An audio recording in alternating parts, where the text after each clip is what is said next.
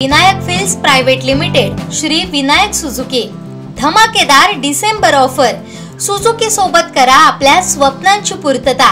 या डिसेंबर मध्ये घरी आणा आपली आवडती सुझुकी बाईक किंवा स्कूटर आणि मिळवा जबरदस्त फायदे। Shri Vinayak films private limited Shri Vinayak Suzuki, plot number 92, MIDC, तालुका कुडाळ, जिल्हा सिंधुदुर्ग। अधिक माहितीसाठी संपर्क 9423 98 97 81, 9423 98 97 83 आणि 8605 58 63 76। नियम आणि अटी लागू।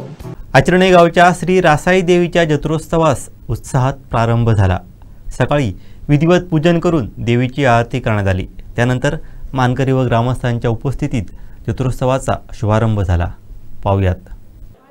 वैभववाडी तालुक्यातील सर्वात महत्त्वाची यात्रा उत्सव म्हणजे रासाई देवीची यात्रा उत्सव। पौष पौर्णिमेला या यात्रोत्सवाची सर्व भक्तगण ही वाट पाहतात। आज पहाटेपासून या यात्रोत्सवाला प्रारंभ झालेला आहे। सकाळीच आपण पाहिली तर विधिवत पूजा होऊन त्यानंतर कलशारोहण झालेला आहे आणि आपण आता या यात्रोत्सवात आहोत। यात्रोत्सवाची सकाळी प्रारंभ झाल्यानंतर अनेक मान्यवर मंडळी आहेत ही यात्रोत्सवात या सहभागी झालेले आहेत, उपस्थित आहेत। आपल्यासोबत सिंधुदुर्ग जिल्हा बँकेचे संचालक दिलीप रावराणे आहेत, भैरीभवानी प्रतिष्ठानचे अध्यक्ष अतुलजी रावराणे आहेत, त्याचबरोबर हनुमंत जयसिंग रावराणे आहेत, त्याचबरोबर या गावचे नागरिक आहेत, माजी सरपंच आहेत रुपेश रावराणे, या सगळी मंडळी आहेत। गेली अनेक दिवस या यात्रोत्सवाची जय्यत तयारी करत होते आणि या सर्वांकडे या यात्रोत्सवाबद्दल काय वाटतं हे जाणून घेणार आहोत। मुंबईवरून आलेले आहेत विजय रावराणे। विजयजी, काय सांगाल, यात्रोत्सवाला प्रारंभ झालाय, या देवीची कशी महती आहे आणि काय सांगाल या यात्रोत्सवाबद्दल? दरवर्षी पौष पौर्णिमेला यात्रा रासाई देवीची यात्रा या ठिकाणी संपन्न होते आणि या वैभववाडी तालुक्यातील 37 गावांमध्ये सर्वात मोठी यात्रा आणि या कोकणामध्ये आंगणेवाडी नंतर ज्या यात्रेचा नंबर लागतो ती ही यात्रा आहे। लाखो भाविक या ठिकाणी दरवर्षी नवसाला पावते म्हणून या ठिकाणी येतात, दर्शन घेतात, माहेर वाचणे असतात, पाहुणे मंडळी असतात। त्यामुळे या यात्रेचं स्वरूप एक मोठं भलं भक्कम असं स्वरूप येतं आणि या ठिकाणची जी स्थानिक मंडळी आहेत आमची मुंबईवरनं तर येतातच, पण स्थानिक मंडळी आहेत त्या यात्रेची पूर्वतयारी करण्यासाठी 8-10 दिवस पूर्वतयारी करण्यासाठी घेतात आणि या ठिकाणी महाप्रसादाचं आयोजन केलं जातं, विविध स्पर्धांचं आयोजन केलं जातं। सालावादप्रमाणे अतुलजी रावराणे जवळजवळ या ठिकाणी महाप्रसादाला 20 ते 25 हजार पब्लिक महाप्रसाद घेतं। त्याचबरोबर ग्रुप डान्स स्पर्धा असते, जिल्हास्तरीय वेगवेगळ्या स्पर्धा असतात आणि त्यामुळे या यात्रेचा एक तालुक्यातच नव्हे तर जिल्ह्यामध्ये एक चांगला असं नाव आहे, गौरव आहे आणि त्या पद्धतीने आमचे कार्यकर्ते सर्व प्रकारची जबाबदारी वाटून घेतात आणि आमची यात्रा चांगल्या उत्साहात संपन्न होते। आता आपल्यासोबत आहे जिल्हा बँकेचे संचालक दिलीपजी रावराणे। गेली अनेक वर्षे या गावचा कारभार पाहतात, वेगवेगळ्या विविध क्षेत्रात त्यांनी काम केलेलं आहे, मोठं योगदान गावच्या प्रगतीत आहे। काय सांगाल दिलीपजी, यात्रा होते, यात्रा सकाळपासून यात्रोत्सवाला प्रारंभ झाला आहे, यात्रेचं जे आता स्वरूप आहे ते कालानुरूप बदलत चाललं आहे। या यात्रोत्सवात अनेक भाविक येत आहेत, म्हणजे पर जिल्ह्यातील असेल अगदी पर देशातून देखील मोठ्या प्रमाणावर भाविक येत आहेत। त्याचं नियोजन तुम्ही सर्व गावकरी मंडळी करतायत, कसं सांगाल या यात्रोत्सवाकडे तुम्ही काय सांगाल? सिंधुदुर्ग जिल्ह्यातील 3 नंबरची यात्रा ही आईदेवी रासाईची सालावतप्रमाणे भरत असते। याही वर्षी नवीन वर्षाच्या सुरुवातीलाच या यात्रेचा प्रारंभ सुरू झाला आणि या यात्राच्या निमित्ताने गेले 15-20 दिवस या गावातील सर्वच ग्रामस्थ अतुल रावराणे असतील, विजय रावराणे, जेवढे आम्ही या ठिकाणी बाईटसाठी उभे होते सगळेच ग्रामस्थ योग्य प्रकारचं या ठिकाणी आम्ही नियोजन करतो। त्यातलाच एक भाग म्हणून सकाळी देवीची महापूजा झाली, तदनंतर महाप्रसाद, त्याच्यानंतर ढोलवाद्य असे विविध कार्यक्रम, सांस्कृतिक कार्यक्रम या ठिकाणी केले जातात। यात्रा ही आई रासाईची यात्रा ही पंचक्रोशीतील म्हणण्यापेक्षा महाराष्ट्र, कर्नाटक, अन्य राज्यातून भाविक या यात्रेनिमित्त या ठिकाणी येतात। आई रासाईच्या नावातच रास आहे, त्यामुळे प्रत्येक भाविकाला पावणारी रासाई या ठिकाणी भक्तगण तिचा आशीर्वाद घेण्यासाठी आज आवर्जून उपस्थित राहतात आणि आईकडे साकडं करतात की जे ते मागतात ते पुढच्या वर्षीप्रमाणे पुढच्या वर्षीच्या यात्रेच्या अगोदर त्यांच्या सगळ्या मागण्या पूर्ण करते, अशी शक्तिशाली असणारी महादेवी आई रासाई देवी आहे।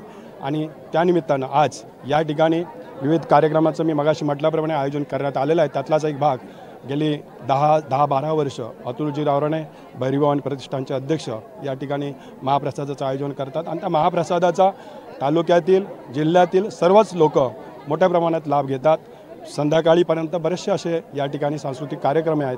त्यातलाच एक भाग म्हणून पैठणी खेळ पैठणीचा पण एक कार्यक्रम आहे. अशा प्रकारे या ठिकाणचं नियोजन केलं जातं. एवढं मी या ठिकाणी आपल्याला आवर्जून सांगेन. तुम्ही मगाशी म्हटल्याप्रमाणे की देवीकडे जे साकडं घातलं जातं यावर्षीचं साकडं पुढच्या वर्षी पूर्ण होतं. यावर्षी तुम्ही काय साकडं घातलं आहेत? येणाऱ्या जिल्हा परिषद आहेत, पंचायत समितीच्या निवडणुकीच्या संदर्भात आपण काय साकडं घातलं का? आणि भावी जिल्हा बँकेच्या अध्यक्षपदासाठी आपण काय साकडं घातलं? आई रासाई ही प्रत्येक लोकप्रतिनिधीला जो लोकप्रतिनिधी आईच्या समोर येतो, आईच्या पायापाशी येतो आणि जे मागणं मागतो ती आई तिचं मागणं पूर्ण करतं. मी तर म्हणेन यावर्षी जिल्हा परिषद असेल, पंचायत समिती असेल, ज्या होऊ घातलेल्या ज्या इलेक्शन असतील त्या माझ्या या गावातल्या सर्वसामान्य कार्यकर्ते असतील, जो याच्यासाठी इच्छुक असेल त्याला त्याचा लाभ व्हावा आणि जास्तीत जास्त नेतृत्व माझ्या गावातल्याच लोकांनी करावा असं मी आई रासाईकडे मागणं मागेन. जिल्हा बँकेचं नेतृत्व तुम्ही करावं असं साकडं घातलं आहे का देवी?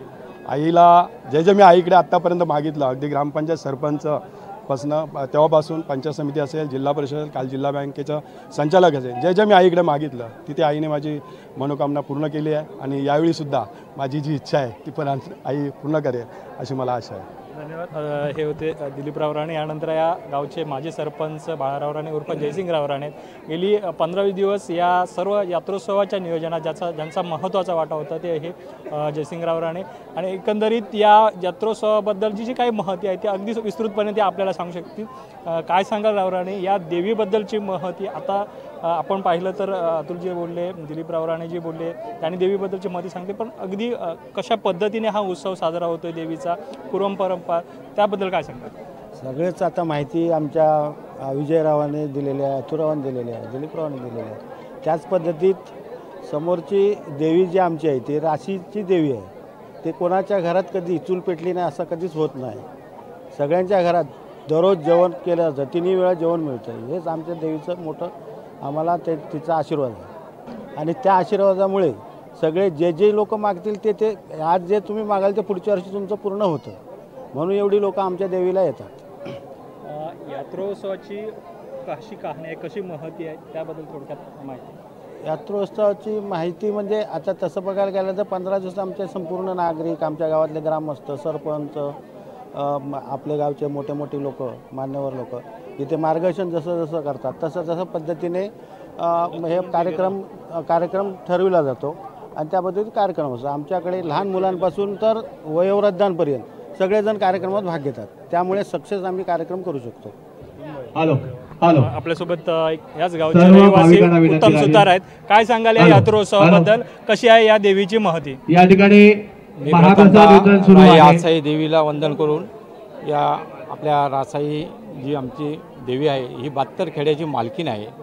या 72 खेड्याच्या मालकीनीमध्ये संपूर्ण येणाऱ्या या संपूर्ण आपल्या सिंधुदुर्ग जिल्ह्यातील सर्व जनता ही तिच्या आशीर्वादासाठी आमचे पायी पाहुणे असतील, गावकरी असतील ते येत असतात आणि सर्वांना त्याचा लाभ होत असतो आणि सर्वांच्या रक्षणासाठी ती धावून येते. अशी माझी आई, हिला मी पूर्ण विनम्र अभिवादन करतो. देवीच्या एखादा तुम्हाला आलेला प्रत्यय किंवा तुम्ही मागलेला मागणं असं काही हे आहे का, कथा आहे का, किंवा त्यामध्ये तुम्हाला कुठचा प्रत्यय आला आहे? ज्यावेळी आमच्या म्हणजे घरच्या प्रसंगी म्हणजे आमच्यावरती कुठली अडचण आली तर ते आम्ही मंदिरामध्ये गाराणं घातल्यानंतर आम्हाला आई पावते असा आमचा अनुभव आहे.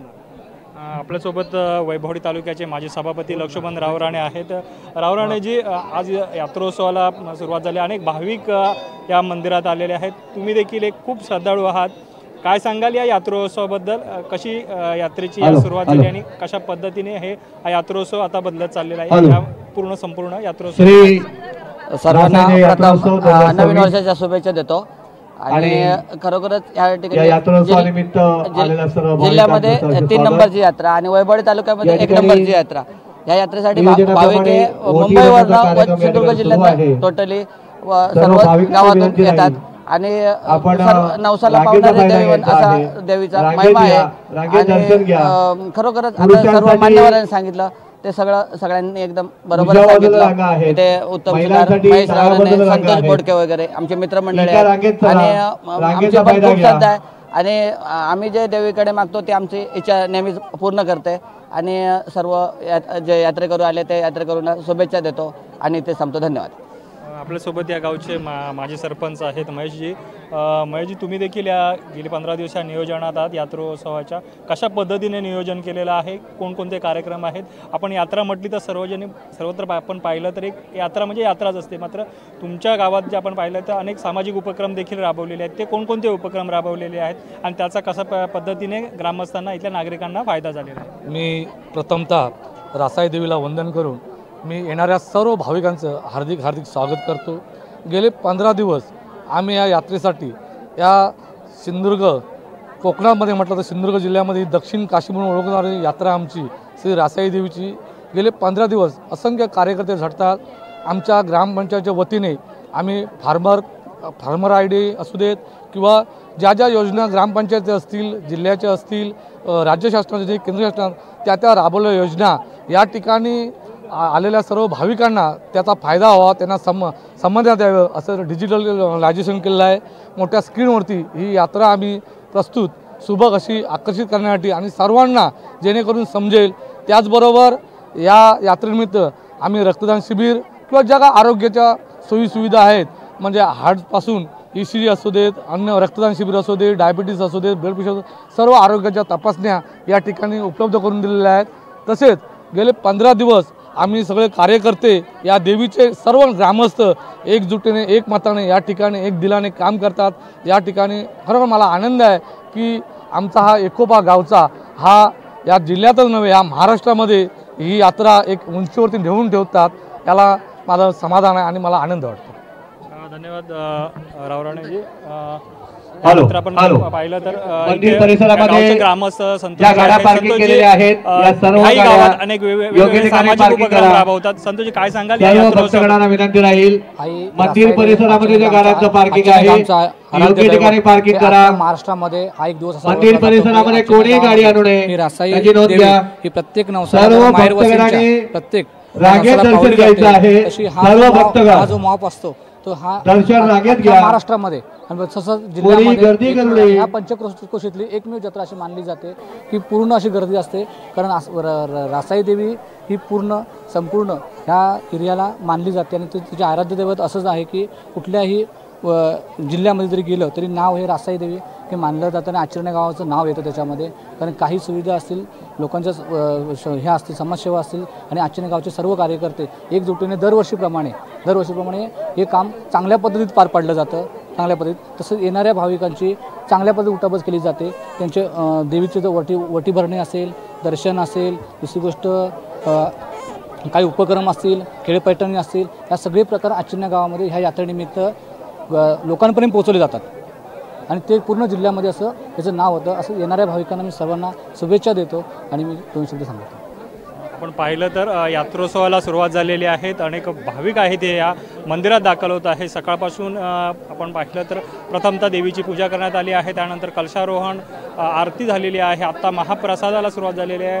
अनेक हजारो भाविक आहेत ते ह्या महाप्रसादाच्या रांगेत उभे आहेत आणि विविध उपक्रम आहेत ते यात्रोत्सवाच्या निमित्ताने केलेले आहेत. त्यामध्ये आपण पाहिलं तर कृषी विभागाच्या वतीने फार्मर IDचं इथे आयोजन करण्यात आलेलं होतं. विविध शेतकऱ्यांना ते फार्मर ID काढून देण्याचं काम करण्यात आलं होतं. त्याचबरोबर आरोग्य विभाग असेल, ग्रामपंचायत असेल, स्थानिक ग्रामपंचायत यांच्या वतीने आरोग्य तपासणी होती. त्याचबरोबर रक्तदान शिबिराचं आयोजन देखील या निमित्ताने करण्यात आलेलं आहे. अनेक तरुण मंडळी आहेत ते या यात्रोत्सवाच्या निमित्ताने रक्तदान शिबिरात सहभागी झालेले होते. अशा प्रकारे विविध सामाजिक उपक्रमांनी हा देवीचा उत्सव साजरा केला जात आहे. इकडे आपण पाहिलं तर धार्मिक उत्सवासोबत पारंपरिक उत्सव जे आहेत ते देखील ते साजरे होतात. त्याचबरोबर सामाजिक उपक्रमांनी हा जत्रोत्सव साजरा होत आहेत. आता आपण पाहिलं तर जत्रोत्सवाचा मध्याह्न झालेला आहे. अजून उर्वरित जे कार्यक्रम आहेत ते सायंकाळी होणार आहेत. वेगवेगळे जे कार्यक्रम आहेत, महिलांसाठी खेळ पैठणीचा असेल, त्यानंतर गीत गायनाचा कार्यक्रम आहे, जिल्हास्तरीय रेकॉर्डॉन स्पर्धा आहे, त्याचबरोबर दशावतार नाटक देखील, असे विविध कार्यक्रम अजून होणं बाकी आहे. तुर्तास आपण आता हा दुपारच्या कालावधीपर्यंत पाहिलं तर अर्धी जत्रोत्सवाचा अर्धा वेळ आहे तो आता संपत आलेला असताना सुद्धा भाविकांची जी गर्दी आहे ती भाविकांची गर्दी वाढत आहेत. हजारोच्या संख्येने भाविक आहेत ते मंदिरात दाखल होत आणि या भाविकांना देवीचं दर्शन घेण्यासाठी देवस्थान उपसमितीच्या वतीने योग्य नियोजन करण्यात आलेलं आहे. त्याचबरोबर येथील स्थानिक ग्रामस्थांना येणाऱ्या भाविकांना महाप्रसाद असेल, प्रसादाचं वाटप देखील संतोष बोडके पद्धतीने काटेकोरपणे नियोजन आहे ते या यांनी ग्रामस्थांकडून रामागुरू यांच्याशी संपर्क साधायचा आहे. संतोष बोडके करण्यात येत आहे. माईकडे संपर्क करा. संतोष बोडके माईकडे संपर्क करा.